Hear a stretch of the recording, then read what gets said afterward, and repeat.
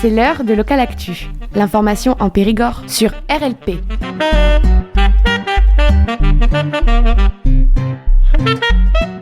Sur les ondes de Radio Libre en Périgord, je reçois aujourd'hui Stéphane Bost, qui est le président du comité de jumelage Boulazac-Birzeit, une petite ville du centre de la Cisjordanie. Voilà. Vous êtes là, Stéphane, aujourd'hui va y avoir un événement bientôt ? Oui, à Boulazac, le 6 novembre à 18h, salle polyvalente, mairie de Boulazac. Voilà la venue d'Agnès Levallois, grande conférencière du monde arabe, avec une conférence débat. Donc je vous souhaite nombreux pour poser beaucoup de questions sur l'avenir de la Cisjordanie et ses partenaires, ce qui se passe aujourd'hui dans le monde arabe par rapport à tout cela. Donc on vous souhaite nombreux, car quand on parle de la Cisjordanie, il faut qu'on soit tous mobilisés. Aujourd'hui, vu le contexte actuel, je pense que c'est important, vu la colonisation, les arrestations et les expulsions de nos amis palestiniens, je pense que nous devons tous répondre au présent. Et je pense que le débat aujourd'hui se pose. Pourquoi ? Qu'est-ce que la Cisjordanie va devenir ? Et je pense que c'est un sujet prioritaire par rapport à nous, quoi. Et puis nous sommes quand même jumelés avec Birzeit, avec nos amis cisjordaniens. Donc nous sommes solidaires de leur situation et nous allons parler au maximum de ce qui se passe là-bas. Il date de combien de temps ce jumelage avec Birzeit ? Ça va faire 3 ans. On a fêté les 3 ans. Ça va faire 4 ans puisqu'on a fêté les 3 ans l'année dernière avec une super soirée qu'on avait fait à Boulazac, avec la venue de Nasser El-Sharaya, le directeur des camps de réfugiés palestiniens. La venue de Louis Labado, maire de Mauléon, avec la sénatrice Marie-Claude Barayas, Monsieur Jacques Ozou et Madame la maire Fanny Castagnède. Voilà, nous avons passé un grand moment de bonheur avec une projection du film pour l'honneur de Gaza avec de Gad Al-Astal, puisque derrière une soirée repas et concert avec le groupe Alaska, Simon et Mouna.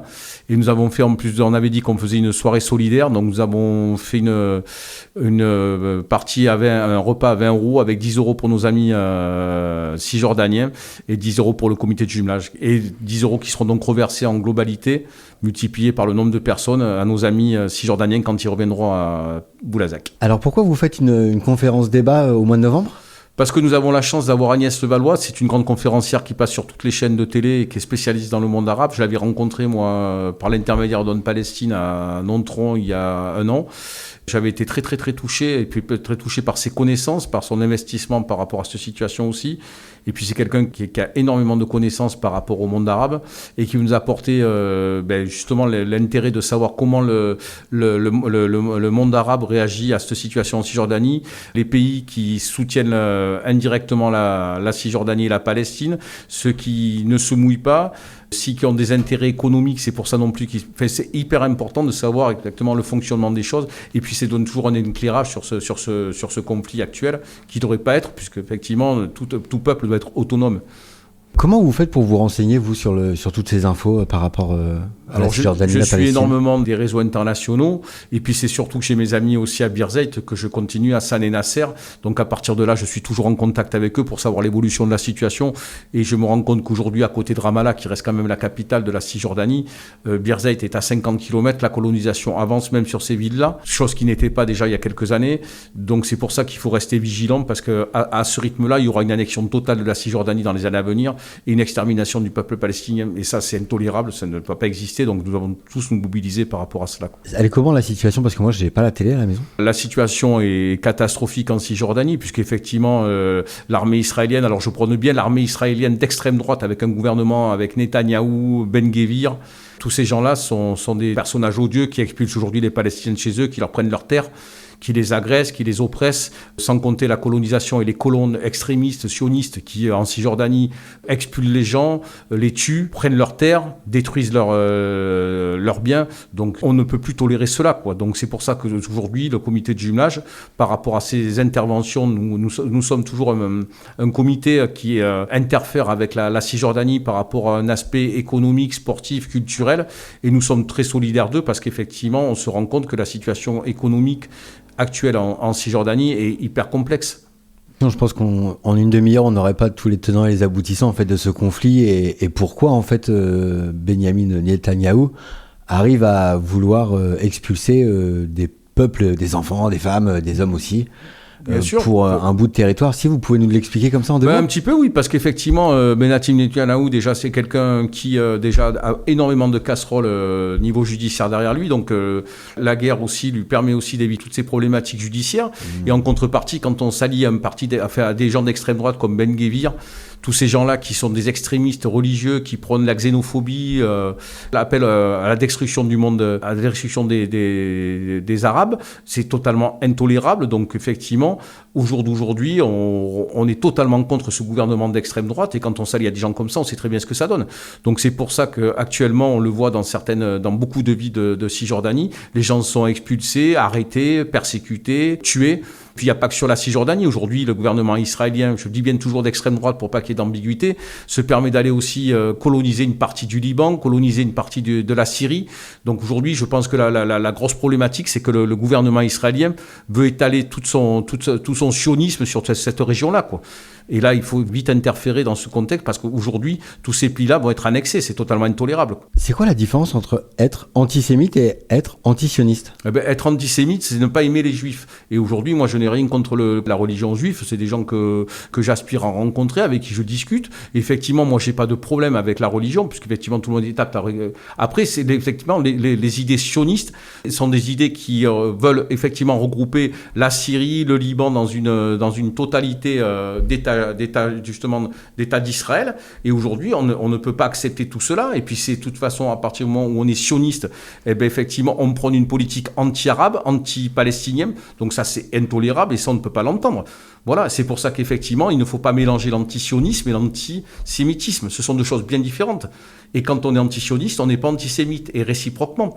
Voilà, je pense qu'effectivement, moi, l'antisémitisme est quelque chose qui doit être combattu. C'est intolérable, c'est comme l'anti-arabe, c'est comme la xénophobie, c'est des choses qui sont combattables. Par contre, effectivement, l'antisionisme, c'est un côté politique qui fait en sorte qu'on englobe tout l'État d'Israël avec le Liban, la Syrie. Donc là, c'est pas tolérable. Chaque pays est libre de son autonomie, son indépendance. Donc au jour d'aujourd'hui, moi, je prône un antisionisme, et bien au contraire de ça, l'antisémitisme, c'est quelque chose de totalement interdit, et on doit accepter la religion de chacun. Dans le respect de l'autre, évidemment. Mais bien sûr, exactement, tout à fait. Est-ce que vous voulez bien nous rappeler la date de cette conférence débat ? Alors c'est le 6 novembre, je dis bien le 6 novembre, avec Agnès Levallois, conférence débat à Boulazac, à la mairie de Boulazac à 18h.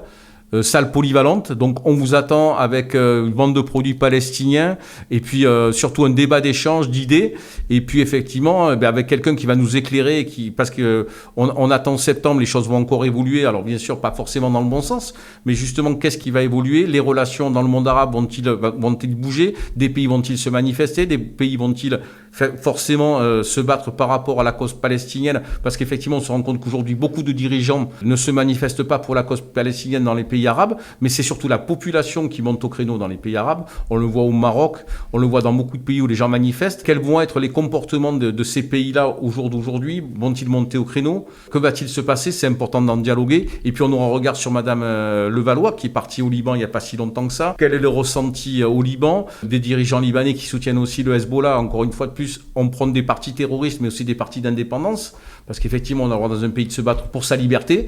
Est-ce qu'effectivement, au jour d'aujourd'hui, considérer des partis terroristes, mais effectivement, quand on attaque des pays, ils ont le droit de se défendre aussi. Moi, je pense qu'il est important de débattre de tout ça, de savoir exactement jusqu'à quel niveau on peut aller, comment on peut se défendre, et est-ce que se défendre, c'est du terrorisme ? Je pense que là, il faut en parler, et on va pouvoir débattre de ces échanges par rapport à ce qui se passe là-bas, quoi. C'est quoi l'objectif de cette soirée ? L'objectif de la soirée, c'est que, déjà, on parle de la Cisjordanie, c'est quelque chose de très important, parce que dès qu'on peut en parler, c'est bien d'en parler, et puis ça remue aussi les consciences. Aujourd'hui, Gaza est encore réduit avec l'armée israélienne qui fait reculer les Gazaouis sur la mer de plus en plus, et il n'y a pas à manger, il n'y a pas à boire, on n'entend plus parler parce que c'est la Coupe du Monde et tout le monde danse, fait la fête devant le football, mais aujourd'hui il y a encore ces gens-là qui meurent de faim, qui continuent à être bombardés, qui sont actuellement aussi persécutés pareil. La Cisjordanie est annexée, mais c'est pareil, comme il y a la Coupe du Monde, tout le monde va voir les matchs, tout le monde danse, tout le monde fait la fête, pendant que ces gens-là aussi sont expulsés de chez eux, sont agressés. Donc là, cette soirée-là, c'est pour parler de la Cisjordanie, pour parler aussi des pays qui aident la Cisjordanie, ceux qui ont envie de les aider, le comportement des pays arabes mais de leurs dirigeants et de leur peuple. Qu'est-ce qui peut se passer politiquement ? Qu'est-ce qui peut faire que les choses se calment ou les choses s'accélèrent ? Pareil, est-ce que les gens vont se positionner vis-à-vis de Trump, parce que c'est quand même aussi un des dirigeants qui faut le plus excusez-moi le terme, de bordel dans le monde, et avec des phénomènes comme si Netanyahou n'était pas soutenu par Trump, on ne serait pas là aujourd'hui, parce que c'est quand même les Américains qui financent les Israéliens. Effectivement, sous couvert, les Israéliens se permettent de faire beaucoup de choses sous couvert des États-Unis, parce que sans les États-Unis, il y aurait beaucoup plus de problématiques de ce côté-là. Donc comment va se passer la situation? Est-ce qu'il y a des pays qui sont en capacité de monter au créneau? Quand on passe que M. Attal s'est permis de recevoir M. Netanyahou en France, si tel était élu, quand même un gars qui est considéré comme un génocidaire, qui extermine un peuple, M. Attal se permet de dire en France qu'on recevrait un personnage pareil, c'est intolérable. Justement, pour ces questions-là, il faut aujourd'hui quand même se positionner, nous en tant que personne, je parle du côté humain, sur un côté palestinien, c'est-à-dire que ces gens-là ont le droit à leur autonomie, leur liberté et leur pays. Donc moi, je suis fortement surpris par des comportements de chez nous et de nos gouvernants. Donc il faut savoir aujourd'hui qu'on se positionne. Alors si les gens ne le font pas, nous, en tant que citoyens, positionnons-nous. Est-ce que vous pensez qu'une coalition des peuples arabes contre l'État sioniste est possible ? Non, parce que le problème, la problématique, c'est que les Américains financent énormément de choses dans la région, encore une fois de plus, et c'est encore un intérêt économique. Les Américains balancent beaucoup d'argent. On en revient toujours au même, cette puissance balance beaucoup d'argent. Donc effectivement, tout le monde la ferme, sauf au niveau peuple, où les peuples se manifestent assez fréquemment contre justement l'oppression du peuple palestinien vis-à-vis des Israéliens. Mais effectivement, les dirigeants sont tous les mêmes, tous corrompus. Et puis à partir du moment où cette grande puissance qu'est les États-Unis balance du fric à droite à gauche, tout le monde la ferme, quoi. C'est une catastrophe dans la région, et c'est ce qui justement fait qu'en contrepartie, tout le monde la met en veilleuse, quoi. C'est ça qui est intolérable, quoi. C'est qu'avec l'argent, on fait tout, quoi. Ouais, le capitalisme un peu débridé. Et surtout avec un mec comme Trump aujourd'hui, quoi. Alors là, on a atteint le sommet du capitalisme. Et puis c'est une dictature totale du monde, avec un gars qui décide de gérer tout le monde, de décider pour tout le monde, et puis qui surtout se permet de s'octroyer le fait de défier le droit international total. Il n'y a plus de droit international aujourd'hui, quoi. Et ce monsieur n'est jamais inquiété Non, bien sûr que non. Ce monsieur n'est jamais inquiété. Aujourd'hui, il fait ce qu'il veut comme il veut. On a tous nos dirigeants qui sont à ses pieds. Non, aujourd'hui, il faut absolument se manifester. Justement, l'Europe est totalement dépassée. Je ne sais pas où on est, à part l'Espagne qui monte au créneau, qui manifeste son désintérêt par rapport à ce personnage et par rapport à ses attitudes, et qui dit aujourd'hui stop, on prend des décisions par rapport à ça. Nous, là, en France, on est toujours ambigu. M. Macron devait reconnaître la Palestine, il a reconnu. Mais effectivement, M. Macron dit que c'est la Palestine est reconnue, mais en contrepartie, aucune décision correcte est prise. C'est-à-dire un embargo, des décisions de ne plus travailler avec les Israéliens, prôner le fait qu'effectivement Israël n'est pas un pays fréquentable aujourd'hui par rapport à ses attitudes et par rapport à son comportement. Non, rien n'est fait. Donc c'est la politique de l'autruche, quoi. Comment on peut vous aider, Stéphane Bost, avec votre association en attendant la journée du 6 novembre ? Nous aider, voilà, venez avec nous. On a des CA, on a été à la fête de l'été il n'y a pas longtemps. Nous, on prône le dialogue, on explique la situation sans faire du prosélytisme, que j'explique surtout. Un comité de Juslab, c'est un comité d'échange, c'est quelque chose d'humanitaire. Donc ça, c'est pareil sur la commune de Boulazac. Je tiens à en parler, le dire ouvertement aux gens qui pensent toujours que nous prenons le terrorisme, la violence et l'incitation à la haine. Non, on n'est pas là pour ça aujourd'hui. On est là pour expliquer la situation, ce qui se passe. Alors effectivement, quand on est humain, la situation, elle ouvre les yeux aux gens, parce qu'il est totalement intolérable que ce peuple palestinien soit persécuté, arrêté, et qu'il ne peut pas vivre dans son pays tranquillement sans être forcément agressé, et qu'il y a un oppresseur qui veut lui prendre son territoire. Donc ça, par contre, si c'est effectivement c'est des pensées extrémistes, oui, je le revendique haut et fort. Aujourd'hui, la situation humanitaire est telle que toute personne humaine doit se pencher sur ce problème. Donc nous, on a des échanges avec nos amis palestiniens, voilà, et nous les aidons, parce qu'effectivement, c'est un pays qui est en difficulté, qui subit des choses qu'il n'aurait pas subir, et à partir de là, nous sommes des gens humains. Est-ce que nous avons des alliés en Dordogne, à part le comité de soutien de Boulazac-Berzeit ? Oui, il y a Dordogne-Palestine, voilà, ça n'a pas du tout le même contexte, mais nous sommes le seul comité de jumelage de la Dordogne, c'est pour ça que j'en appelle aux gens.